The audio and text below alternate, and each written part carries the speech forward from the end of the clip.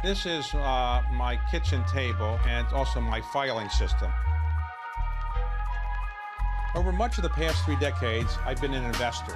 The highest calling of mankind, I've often thought, was private equity. And then I started interviewing. While I watch your interviews, I know how to do some interviewing.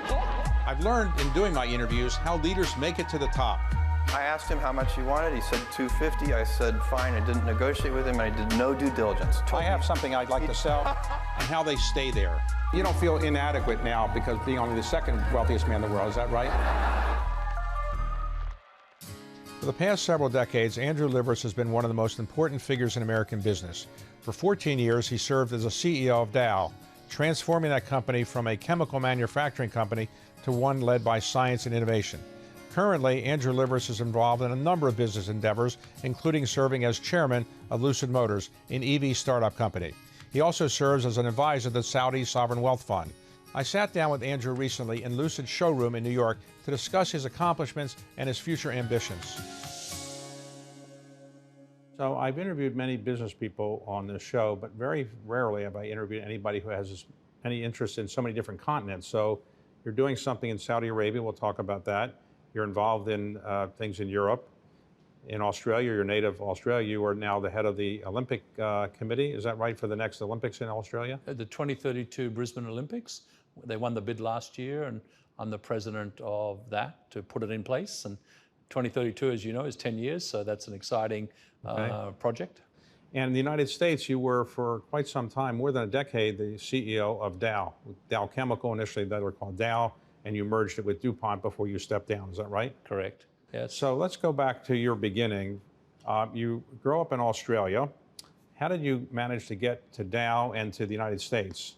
Yeah, the gene that got me to have wanderlust was because I grew up in a little multicultural town in northern Australia called Darwin.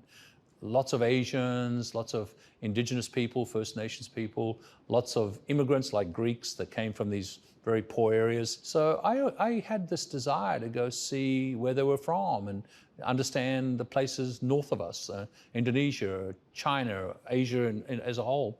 The American, if you like, knowledge that I got was listening over the radio to, things like the JFK assassination and Man on the Moon. And, we didn't have TV where I grew up. So I was just fascinated by America and what it offered the world. So that combination got me recruited out of campus. I didn't join a British company. I didn't join an Australian company.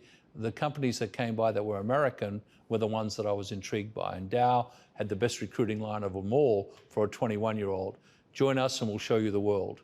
So that combination of where I grew up, what I was exposed to, and the Dow recruiting line. Was your family a wealthy family?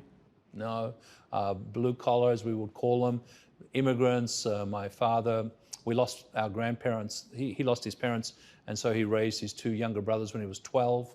He became an apprentice and a carpenter, and he and his 2 brothers built a small fledgling building business in Darwin, and I was the first to go to university in my family. So you graduate from university and you go to work at Dow, and in Hong Kong initially? They sent me down to a very cold part of Australia called Melbourne, which happened to have a lot of Greek people. I got cold redefined when I went to Michigan, but I thought it was cold at the time. I went there for 6 months, and there was an accident in a factory in Hong Kong, and they sent 4 Australian engineers. I was one of them to go work to actually help the locals adjust to operating a complex chemical environment. Okay, so Dow is a very famous chemical company, was for quite some time. And how did you go from Hong Kong with this Australian accent to an American company in the middle of the United States? The visionaries that ran Dow in the 60s, that led to my recruitment in the 70s, had this view that to go international, you had to hire local, well before it was vogue. And they went around the world looking for people who were willing to go to these far-flung locations. Hong Kong at that time wasn't the sophisticated city that it is today. And basically, what they did was they localized and grew talent locally, but kept a playbook. So I was spotted early by the then Dow leaders, and they started to move me around to test me in different places, mostly in Asia, and then eventually to the US. Were you trained as an engineer? What was your skill set? Chemical engineering, which You know, when I look at today's world and I think about chemical engineering, the word chemical sort of puts you into a different place with a thought. It's really problem-solving engineering. And I learned how to be a problem solver by learning chemical engineering. So you eventually moved to Dow headquarters. It's in Michigan, right? But what small city is it? A little town called Midland, where the founder founded the company, and we're still headquartered there. All right, so you moved there, and for how many years were you the CEO? So just shy of 15. Of course, the last couple were in the merged entity, which my successor, then we set up the demerger, and we can talk about that if you like, but certainly the 15 years included the last 2 as executive chairman of the Dow DuPont entity. But I led us into the merger, and the rationale behind that was a 10-year remake. We put a strategy in place in 2005, and we executed it over 10 years to move us back to an innovation-centric company.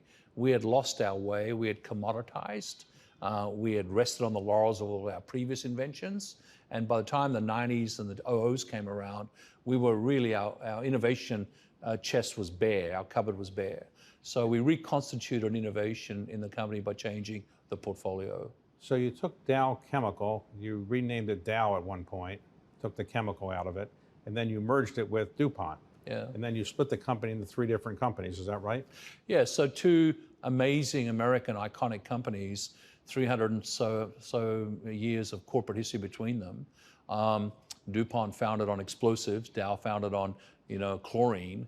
You think about the corporate history in both of those, the portfolios they both had assembled by the time we hit this century were across a range of different applications, and there were many things to many markets. So what the premise of the case was, working with Ed Breen on the DuPont side, was we put the 2 together and separate them into more pure plays. So Dow, materials, the ag company, agricultural products, and of course the DuPont company, the new DuPont company, on specialty chemicals and plastics. Now you stepped down as CEO of Dow a number of years ago. Did your wife say, when you're done being the CEO, is the time you spend more time with me and stay at home, and now you're running around the world? So was she disappointed, or is she happy to have you out of the house still? Did she expect me to retire? No, she knew me better. The story on the Olympics is a classic. That call came, 2 months ago on a Saturday. We're in Sydney in our living room. I got a call from the Premier of the state of Queensland saying, we'd like to offer you the presidency of the Olympics. I said, excuse me, and I was aware Brisbane had won, so I didn't embarrass myself. But I said, can I get back to you? Can you tell me a little more, and I'll get back to you? Yeah, but we want to announce it on Monday. I said, stop, okay. So anyway, my wife said, who's that? And I told her, and she said, looked at me in the face and said, you've got to take it. And I said, you know how busy I am, right? And she said, I know how busy you are, but you've got to take it because you're the right person to get it done. And if it means you've got to drop some things, but take it. That's the type of partner I have.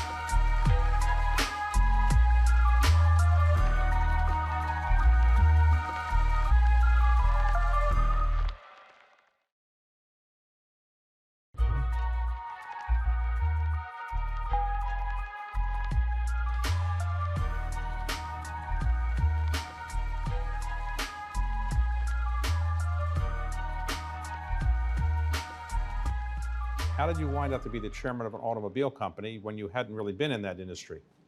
I think the manufacturing thematic that I had throughout my whole career, wrote a book on it, Making It America, made me an attractive candidate to a whole host of different companies around the world, whether it be board or advisory. Certainly the Lucid experience was something I didn't predict, but it came really through my association with the Kingdom of Saudi Arabia, who were the major investor in Altiva, the predecessor to Lucid. I got asked by the PIF to come in and help rebuild the company and create what you see here, which is a full-fledged EV company. First greenfield site EVs. Tesla did a modified site, right? So we built a greenfield site and it's up and running right now. So manufacturing was a big piece of my expertise that was attractive to joining the Lucid experience. So Saudi Aramco is now the most valuable company in the world, is that right? Yes. And your involvement is that you're on the board of it. Yes. And do you see energy prices or oil prices coming down any time in the near future, or you think they're going to be over $100 a barrel for quite some time? Look, commodity markets, as you must know, well know in your storied career, David, impossible to give you an answer other than, the most important dynamic of them all is climate change and CO2 emissions, and how can we make oil and gas, for that matter, coal before, but I think coal is destined to be phased out. But oil and gas and our addiction to it and the transition that is needed to get CO2 out of the air will eventually dampen demand. EVs, which I'm sure we'll talk about soon, EVs alone, electrification of the transportation market, will see a dampening of demand, but it's impossible to predict in a short term. How do you predict a war? Russia-Ukraine and the effect that it had on commodity prices. So we will go through periods, a zigzagged line, if you like, of pricing for some years to come. And I can't tell you whether it's going to be high or low. No one can. But Saudi Arabia, which has an enormous amount of oil, seems to be interested in finding ways to do things that are not related to oil, and electric vehicles is one of them, I guess. Is that right? Yeah, diversification. The Vision 2030 that was put in place, and you're quite familiar with, by His Highness the Crown Prince, has a big piece of it to diversify away from oil and to go into other businesses and other activities that might be related, so chemicals and plastics and downstream, creating a circular carbon economy, hydrogen, and going to the green economy, solar, renewables as general, wind, nuclear power. This diversification on the energy mix is a big part of the Vision 2030 plan. And that's what Aramco and others in the kingdom are driving. Let's talk about Lucid for a moment. You're the chairman of Lucid. Yes. And it's an electric vehicle company. Tesla seems to be so far ahead of everybody else. How do you compete with Tesla when they have such a large share of that market?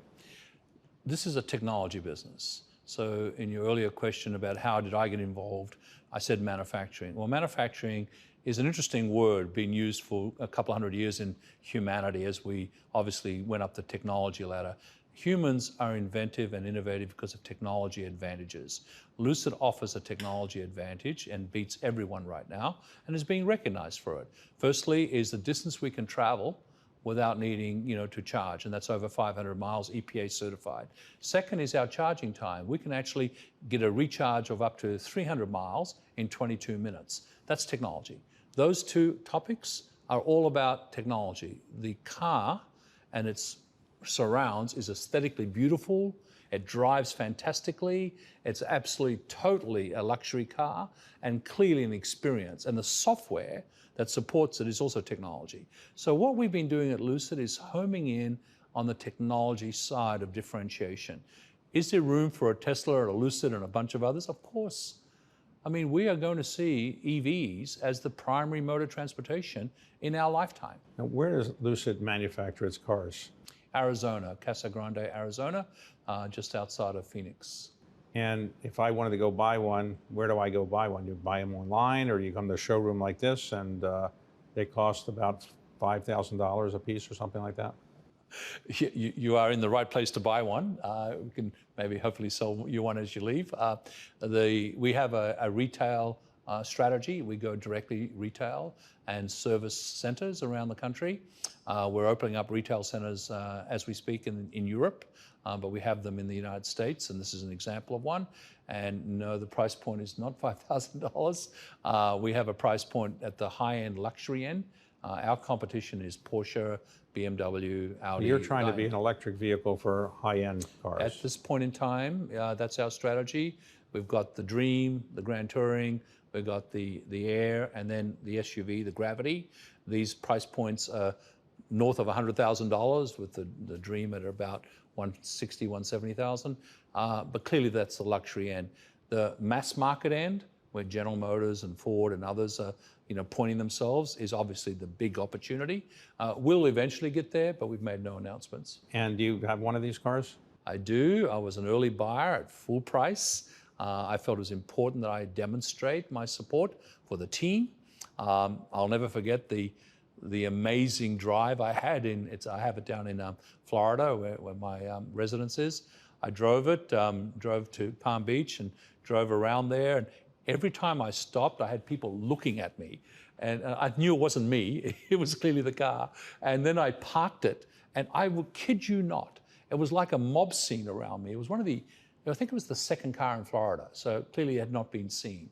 I valet parked it at this hotel where I was having dinner, and the gentleman wanted to compete with the other gentleman to valet park. They said, can I drive it? Can I drive it? And actually I said, you know what? Maybe I should park it myself. And so it's an attractive car, and it really drives supremely well. Let's talk about the roads on which these cars drive. So you've been an advisor to the President of the United States on infrastructure and manufacturing, but on infrastructure, you've been involved with the legislation that was passed not long ago.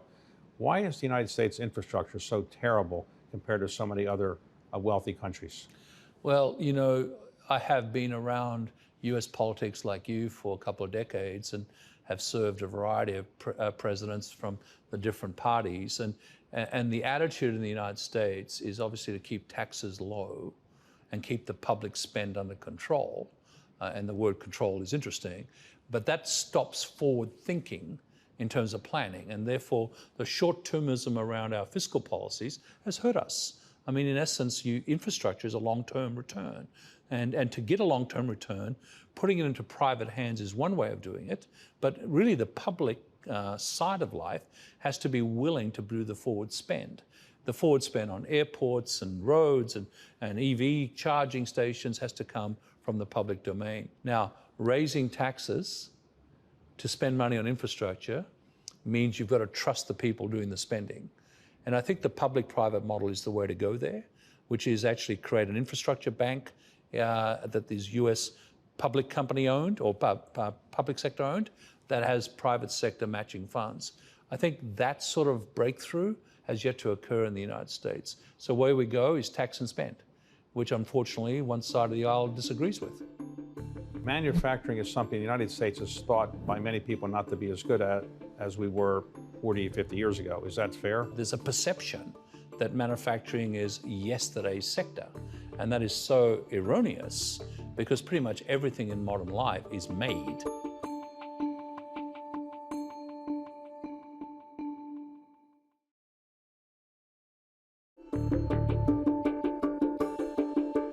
Now, your first book was about manufacturing, and manufacturing is something the United States is thought by many people not to be as good at as we were 40, 50 years ago. Is that fair or not? That's a perception, at least. Yes, that's fair. And I addressed it in the book because we think smokestacks and we think of rivers on fire when we use the word. Branding is everything.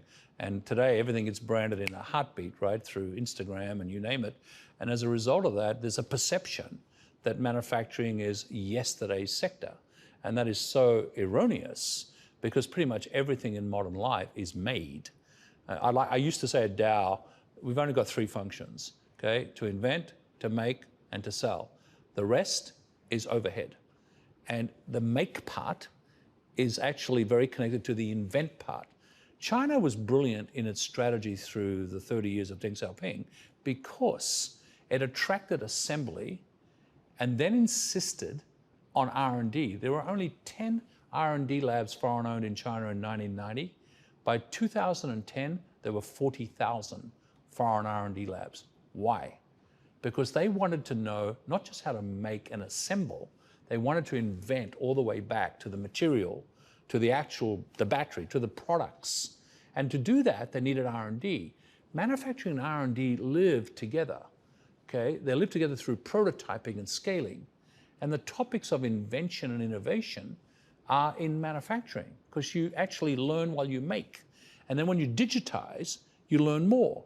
Digitizing manufacturing is a massive innovation opportunity. And frankly, one of the things that the United States is phenomenal at is we know how to innovate and be entrepreneurs and how to scale. But if we've lost our ability to actually make, then we start to atrophy the innovation side. Well, the conventional wisdom is that the United States can't manufacture things at costs that are attractive to markets, so that's why we've outsourced it. Do you think that's unfair? It was fair during what I call the loss of industries such as textiles and footwear and clothing, which were very labor intensive. It's completely not the case with things that make the iPhone, okay, and all the circuitry and semiconductors and high-end technology content parts, EVs. This is where the United States is actually the best at, and it's not labor cost driven. So offshoring and outsourcing and moving things for labor costs, fine. They went to countries that have lower labor costs, the Bangladeshis and the Vietnams. But the high-end manufacturing, the quality manufacturing for today's and tomorrow's technology innovations, we should be the epicenter of that right here in this country, because the labor cost is actually not the relevant cost. The relevant cost is actually the raw material, the supply chain, and we have the market. This is one of the few countries in the world that can say, I'm one country, I have a massive market, and by the way, I'm endowed with a lot of people and natural resources. That's manufacturing. Now, you are an immigrant to the United States, and your grandparents were immigrants to Australia. Immigrants, as often said, have a capacity to work very hard to prove themselves, to move up the ladder. So do you feel you have an immigrant mindset that has pushed you to do all these things? I think my story as growing up in an immigrant family where English wasn't the first language at home, it was Greek. And you speak Greek now? I do, yeah. And is that useful a lot, I guess, when you're talking to the Olympic committees? Never thought of that, but yes, it's probably useful for that. I think the immigrant backstory I have really drove me to work hard, but also to make a difference, and a very American trait. What attracted me to America this very day, and don't want to embarrass you, you're a great example of it, is the amazing giving back that occurs in this country. And not enough of us know a lot about it. It gets a few headlines. So I mentioned the tax and spend thing as being a detriment to building modern infrastructure, but on the other side, Americans are charitable and give and care about making a difference in their community.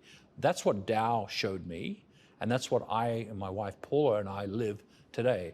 That American way to an immigrant means that for the next immigrants, we can make their life better. So for somebody who's watching this and wants to be a successful global business leader, what are the skill sets? Is it hard work, learning how to read well, keep continuously reading, learning how to be a good speaker? What are the skill sets that you think somebody really needs? One of the things that I would add to that list, I agree with all of that, that I would do, and I still do to this very day, is I would prepare well before I got the job or was given the nod. I would know as much about what I was about to be offered or to do before I actually did it. I would read, I would talk well before the days of the iPhone. I would go to the library. I remember my father knocking on the door was the Encyclopedia Britannica salesman. Remember those books? There were 12 of them, right? And I would begged him to buy them, and he said, only if you read them all. And I read them all. And I was 12. And so I think preparing so that when you get the right to talk, you have the podium, when you have the right to say something, you actually have the knowledge to speak to it. I think people have gotten bored with facts. So you've got to blend it with interest. So personalize the facts, show examples, and then demonstrate it yourself. I think that cycle of teaching needs to be introduced, certainly in our education system, but in real life. What did your parents say to their neighbors? We have an unusual 12-year-old who's sitting here reading the Encyclopedia Britannica. It wasn't an era where you were told to read. You know, these days, of course, parenting is forcing kids to get off the TV and reading. But no, it was nothing I really noticed. It wasn't seen as odd.